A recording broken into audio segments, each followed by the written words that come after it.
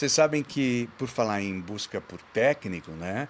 A Gabi tá com essa belíssima blusa da CBF do Brasil. Cores polêmicas. Ó, nem tô aparecendo no Eu vídeo tenho uma direito. vermelha, eu ia vir com a vermelha, viu? Mas aí eu falei, qualquer dia eu vou vir com a vermelha, eu viria hoje, mas eu falei, será? Polêmico. Mas enfim, sabe o que eu ia falar para vocês? A nossa seleção continua sem técnico, né?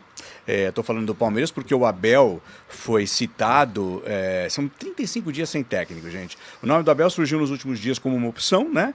Caso dê errado, o que eu acho que já deu, que parece que deu, mas disseram que não, o Carlo Ancelotti.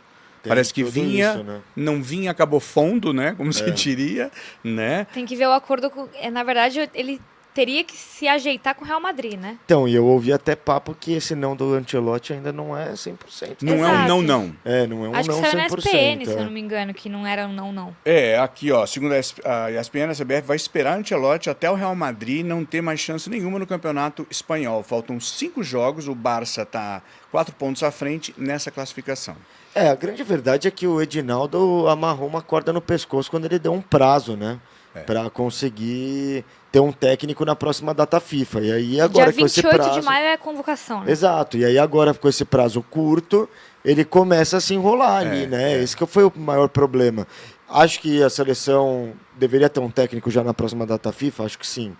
Porque eu também vou ter pesadelo se eu ver o Ramon Menezes convocando de novo. De novo. Mas, 2023 foi ele, Mas ao né? mesmo tempo, se você parar para olhar o projeto assim, já foi, né, esse ciclo. O Brasil já vai estar na Copa. Então, tem tipo que pensar assim, na Copa já, era interessante né? você não colocar nenhum tipo de prazo para se enrolar e de repente acabar escolhendo o que deu. Né? E ao invés de escolher o que você quer mesmo para a Copa do Mundo. Nessa onda de especulação, o Abel até falou a respeito e a gente vai rodar aí o Abel falando, quer ver? Que eu já disse isto publicamente. Há um lema na bandeira do Brasil que eu gosto muito, ordem e progresso. E eu já estou aqui a fazer 5 anos no Brasil e é algo que eu me identifico muito aqui no Palmeiras.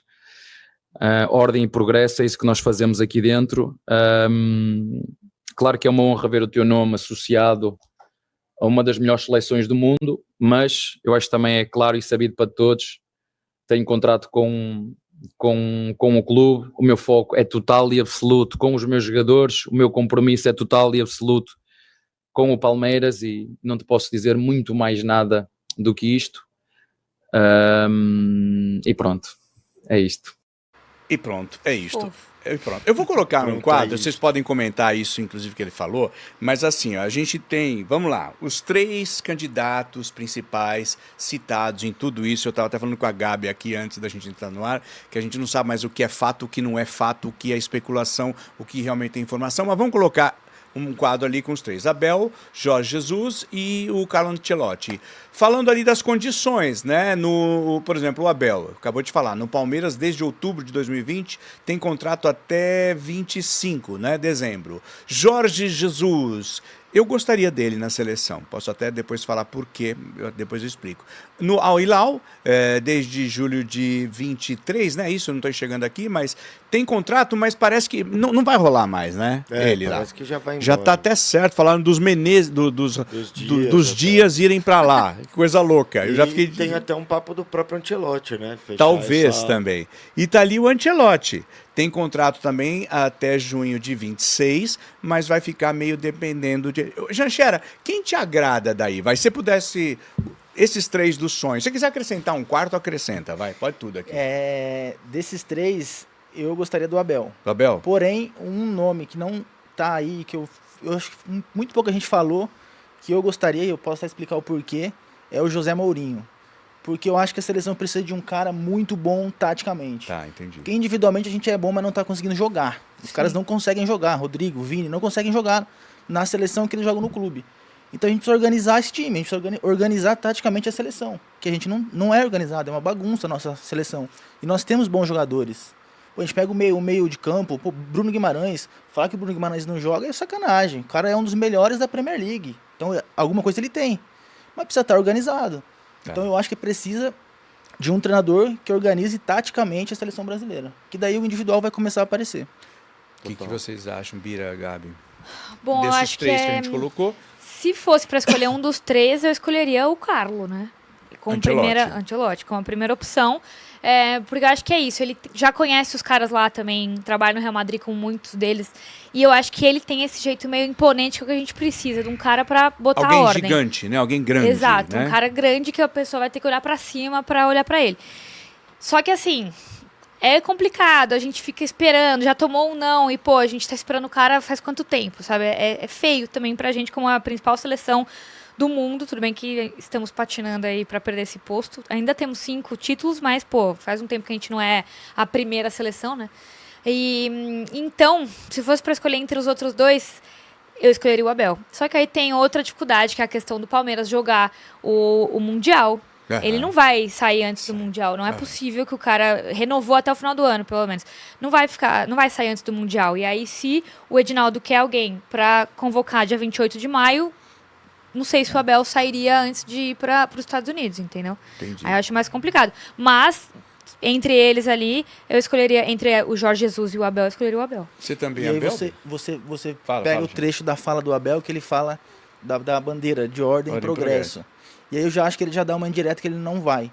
Porque a CBF não tem ordem.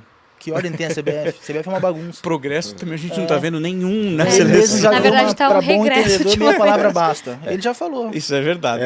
Não tenho na minha nenhum. opinião, eu acho que o Abel Ferreira Seria. é um conhecedor de futebol brasileiro, né? Não à toa tá aí no Palmeiras. Acho que é o técnico que teria mais afinidade, assim.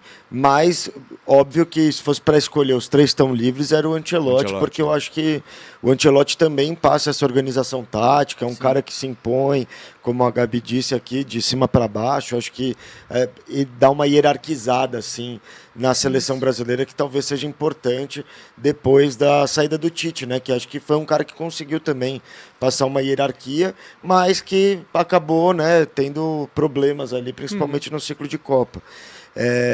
E o Jorge Jesus, ele é um cara muito bom, né? Ele é um cara que o brasileiro gostou muito, principalmente do ano dele no Flamengo, mas aquilo é um ano bom, né?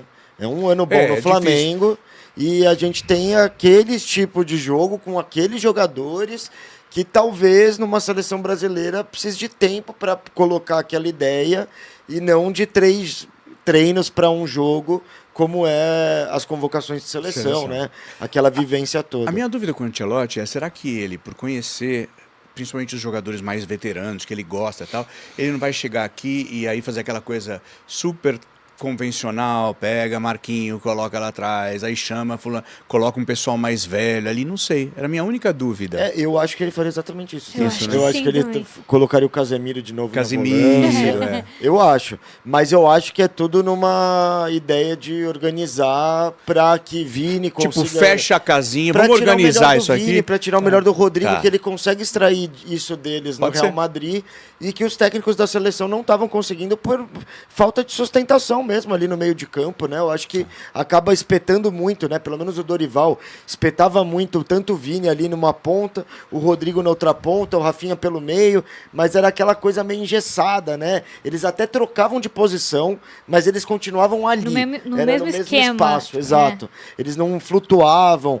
e eu acho que já a ideia de você trazer jogadores mais experientes para lidar ali, principalmente com o setor defensivo, porque acho que ele não vai chamar os experientes para o setor ofensivo, porque o Brasil hoje nem tem, né? Seria o Neymar, mas Que tá o machucado. Neymar tá machucado, e acho que ele também usaria o Neymar como uma outra função, muito mais parecida, inclusive, com a do Vini no Real, de ser um falso 9 às vezes.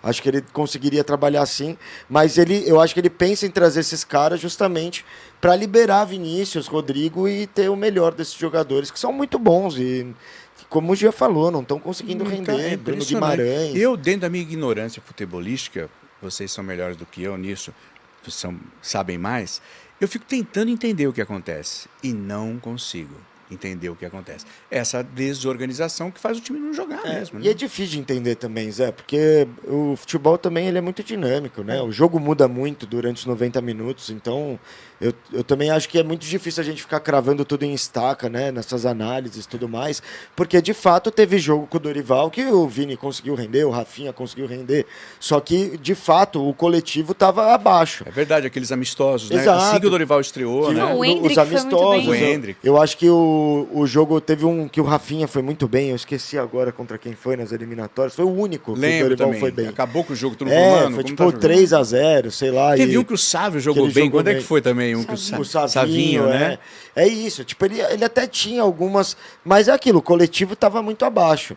Então, eu acho que na seleção era complicado de entender como esses caras jogam tanto.